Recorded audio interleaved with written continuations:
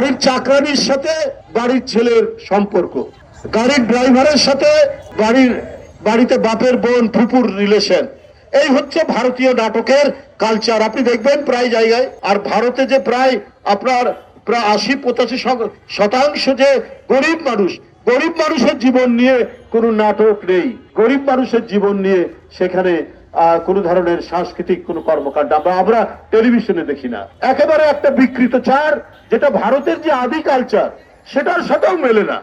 এই সমস্ত বিকৃত কালচারের কারণে আজকে সমাজের মধ্যে এই জঘন্যতম নারীর উপর নানা ধরনের যে আক্রমণ, নারীরা আজকে যে বিভিন্ন ভাবে আজকে নির্যাতিত হচ্ছে। আসিয়ারা, ওই বাচ্চা 8 বছরের মেয়ে, আজকে ধুকতে ধুকতে নির্যাতিত হয়ে ধুকতে মারা গেল। এটার কারণটাই হচ্ছে এই সাংস্কৃতিক, এই বিকৃত চার সাংস্কৃতিক আগ্রাসনের মধ্যে বাংলাদেশ পড়েছে। ডক্টর ইউনূস সাহেবকে এটা তো প্রতিকার করতে হবে। এরা এখনো ধরা পড়ে না কেন? পড়েনি কেন? আরো তো এরকম প্রচুর টাকাওয়ালারা বিভিন্ন জায়গায় তারা অবস্থান করছেন এবং এরাই সমাজকে নানাভাবে কলঙ্কিত করবেন, সমাজকে নানাভাবে বিকৃত করবেন এবং এরা তা করছেন যাতে আপনার সরকারের বিরুদ্ধে সমালোচনা করা যায়, গণতান্ত্রিক আন্দোলনে যারা ছিল তাদের বিরুদ্ধে কলঙ্ক লেপন করা যায়। এই ঈদে জামা জুতো অ্যাকসেসরিজের ডিসকাউন্ট। এখান থেকে যারা পালিয়ে গেছেন তারা কিন্তু এই কাজগুলোই করবেন।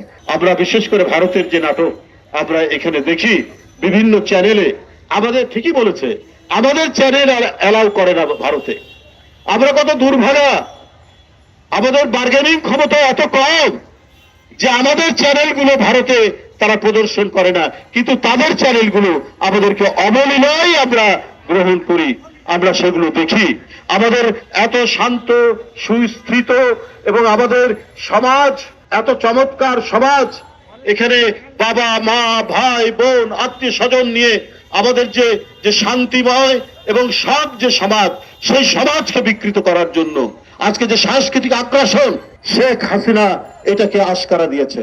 বাড়ির চাকরানির সাথে বাড়ির ছেলের সম্পর্ক, গাড়ির ড্রাইভারের সাথে বাড়িতে বাপের বোন ফুপুর রিলেশন, এই হচ্ছে ভারতীয় নাটকের কালচার। আপনি দেখবেন প্রায় জায়গায় প্রায় অবস্থায়।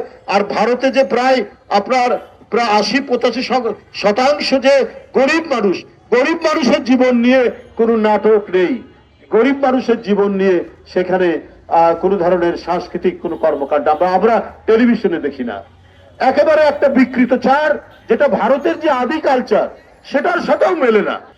এই সমস্ত বিকৃত কালচারের কারণে আজকে সমাজের মধ্যে এই জঘন্যতম নারীর উপর নানা ধরনের যে আক্রমণ, নারীরা আজকে যে বিভিন্ন ভাবে আজকে নির্যাতিত হচ্ছে। আসিয়ারা, ওই বাচ্চা 8 বছরের মেয়ে, আজকে ধুকতে নির্যাতিত হয়ে ধুকতে মারা গেল। এটার কারণটাই হচ্ছে এই সাংস্কৃতিক, এই বিকৃত চার সাংস্কৃতিক আগ্রাসনের মধ্যে বাংলাদেশ পড়েছে।